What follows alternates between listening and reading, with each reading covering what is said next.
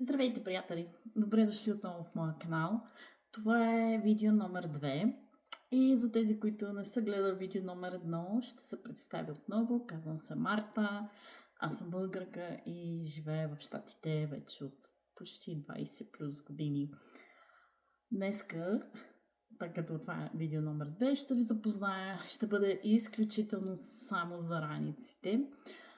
За каква раница, кога и защо взимам определен тип раница и какви раници ще ви трябват или може би няма да ви трябват, но е хубаво да ги имате. Може да сигурно да ги наемете под наем, най-вероятно, ако не ви трябва примерно ежегодно да използвате голяма раница самар и така нататък.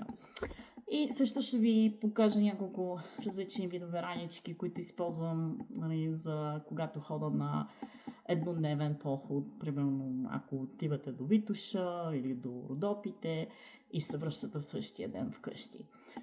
Има от голямо значение каква раничка ще си носите със себе си.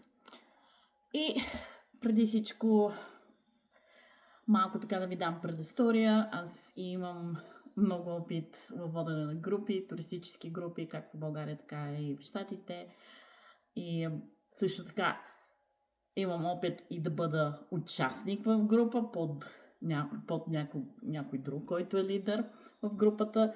И всеки път всъщност научавам страшно много неща и е много интересно да разговаря с други хора в групата. И също така обичам сама да ходя по планината и по долините, така да се нарече. Обиколила съм България почти на носенашир като младо момиче, така че имам добра представа за географията, топографията и климатичните условия в България. И не само там. И в всичките си поредици обикновено ще сравнявам и ще наблягам на безопасността и на това. И също така ще давам някакви такива, може би, лични примери, личен опит, какво точно не ми хареса, какво бих могла да направя по-добре или, примерно, какво съм научил от някой друг и го използвам като съвет през цялото си време. Така че аз мисля, че всички тия YouTube канали и останали видове медиа са повечето за образователна цел и само защото, примерно, на мен ми харесва, не означава, че на вас трябва да ви харесва. Всеки си има свой вкус и начин, по който би искал да прекара времето си сред природата. И така, нека да не губим време. Започваме. Така, тук ето това са всичките щуроти, които ще трябва да събера в самара си. Значи, става въпрос за няколко дневен поход. Значи, примерно една нощ, 2 нощи, 3 нощи и така нататък. Разликата единственото може би ще е в количеството храна, която ще вземете и количеството газови бутилчици, които са мънички и са много леки, но това ще ви го обясна в последствие в едно от другите ми видеа, където ще наблегна по-отделно на всякакъв вид системи, като например напоителна система, спалната ви система или система за спане, какви дрехи взимам.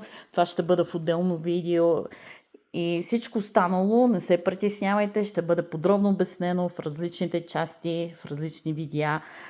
Като цяло ще наблягам естествено какво е важно и какво е... Може и да не го взимате, може и да го вземете, но всичко зависи от това колко искате да носите. Моята цел, ако аз отивам на къмпинг и ще спа на палатка, е хубаво да знам дали ще е стационарен къмпинга, т.е. разбиваме палатката, разбиваме лагера, оставяме си тежките големите раници на самия лагер и оттам с еднодневните раници просто вървиме обикаляме наоколо и се прибираме и спиме на едно и също място. Другия вариант е преходен поход, където всяка вечер сте на различно място, т.е. ще трябва да си мъкнете цялата раница и тук точно идва момента, в който какво точно искам да нося и защо трябва да го нося, трябва ли ми, не ми ли трябва, мога ли да живея без него, ще оцелее ли 5-6 дена или 2-3 дни, зависи колко ви е похода без това нещо. И така, нека да започваме. Сега, аз имам ето тази раница. Тя е 55 литра. Като цяло Самар.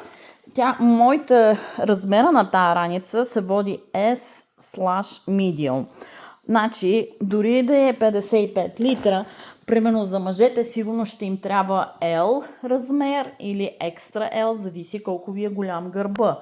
Но като вместимост, тя пак ще бъде 55 литра. Какво означава литри? Това означава, че 55 бутилки по 1 литър може да се поберат вътре. Но означава, че те трябва да тъжат толкова. Говориме за обем.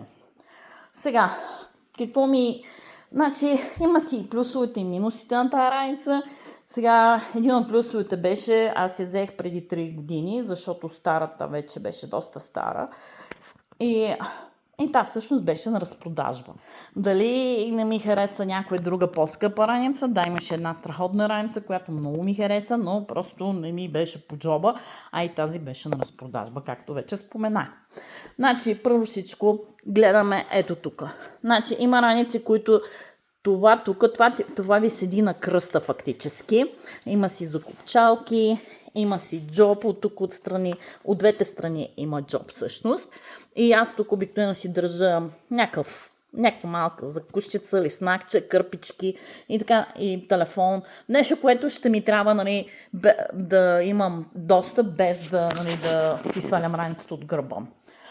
Другото, което естествено през рамките се мога да ги нагласите според вашите размери. Тук имам едно, където мога да си закача някакъв карабинер, ако трябва нещо допълнително да си закачам. Имам това за очилата. Тук то е щупено вече, но има това, дето се закопчава минава и ви през гърдите. Малко над гърдите, т.е. това стабилизира раницата да не се люшка напред, наляво и надясно, когато, примерно, прескачате нещо или ходите по някаква по-неуравновесена пътека. Другото, което е, започваме от тук. Този гръб тук се вади. Той е с... Сега не мога да го откопчая, но той е с лепки вътре. Значи тук има като лепещи неща. Това се отлепва и това може да го извадите, да го направите по-нагоре. Тоест, затова раницата е small, medium размер, защото според размера на гърба на туриста, нали, на потребителя, който използва, може да си нагласи точно колко да му е раницата. И това се нагласява, между другото, когато раницата е пълна. Тоест, напълнете я с нещо. И на мен, например, ми я измериха в магазина. Аз прекарах 3-4 часа в магазина и с пълна раница. Така че, предполагам, че в България също има спортни магазини и магазини специално за раници, където могат да ви измерят, да ви посъветват и служителите са много добре запознати. Другото, което имам, ето това тук. Това също влияе, когато вече раницата е на гърба ми, дали ще е по-отпуснато или по-стегнато, зависи колко раницата ще бъде назад или по-близо до гърба ви. Това е от голямо значение, защото ще разпредели товара по-добре върху вашия гръб и няма да ви е толкова тежко. Сега, имам си тук естествено кука за водата. Това е така наречен мехур за водата. Понякога го ползвам, понякога не. Това зависи, нали, как съм си подредила системи. Имам вътрешен джоб вътре и общо взето едно огромно пространство навътре. Не знам дали мога да го видите, но горе-долу ето това. Другото, което на тази раница има цип отстрани, точно ето тук. Този цип ми дава възможност да достигна до нещо, което примерно е трудно да се достигне, ако примерно съм го пъхнала отвътре и то някъде по-надолу. Другото, което, значи, мое лично мнение, аз бих предпочела с двата ципа от другата страна. Също тази раница има само един цип, но съответно е по-ефтина. Другото, което имам, значи тези тук неща, това се води дъното на раницата. Аз мога да си закача спалния чувал тук и да го затегна с кришките или просто да затегна самата раница. Това вече зависи от това как ще си я подреда раницата като цяло. Тази дъното също се откопчава и само да ви го откопчам. Да ви го покажа точно как отвътре. Значи в някои раници дъното е, това дъно отделение е отделено от останалото отделение на раницата и е много хубаво, защото може да си още мръсните обувки, мокрите дрехи и така нататък. Аз на този модел раница го няма.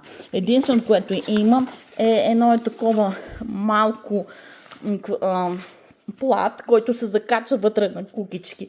Ето тук има ни специални кукички. И по този начин той ми го разделя на долната част на раницата и нали, от тук нататък вече горната част на раницата. Другото, което е този джоб отгоре, дето е капака. Значи има отвътре цип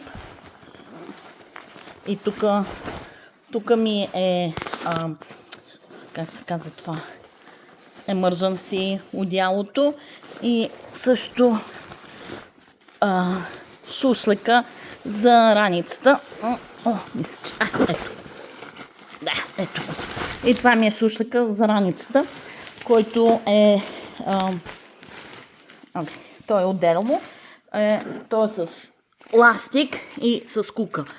Този шушлик го слагам върху раницата, вече когато е пълна и нали, закопчана и вече я носа някъде в планината. Ако вали дъжд, например, слагам този шушлек, но да ви кажа често, не винаги го ползвам, защото ще ви покажа един друг метод как да си пакетирате раницата, без да ви се налага да го носите. Ако, например, трябва да урежете колкото се може повече грамове и килограмове от теглото на раницата.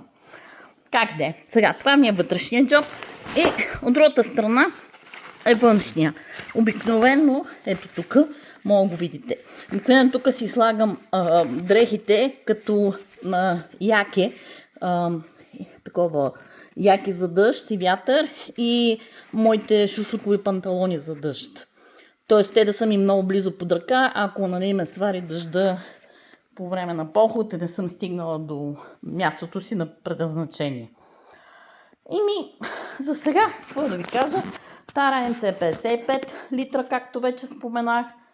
Ще побере всичко ето това тук.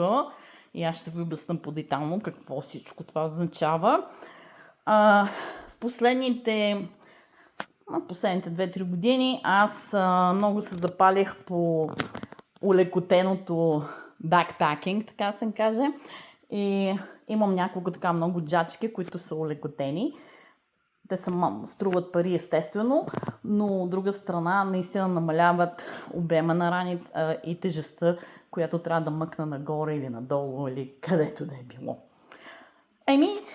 Това е за раницата. Надявам се да ви е било полезна тази информация и да решите сами каква точно раница ви трябва, защото, както казах, не е задължително да имате 55 литра раница, за да се чувствате пълноценни туристи. Можете просто да си я вземете под наем, но задължително гледайте размера на гърба и да ви го премерят, да ви покажат как може да си го регулирате, за да нямате нали, това натоварване на раменете и след това на гърба и съответно долу на кръста. В едно друго видео, когато напълним тая раница, ще ви покажа как се носи тежка раница и защо е много важно да си имате система как да я пълните.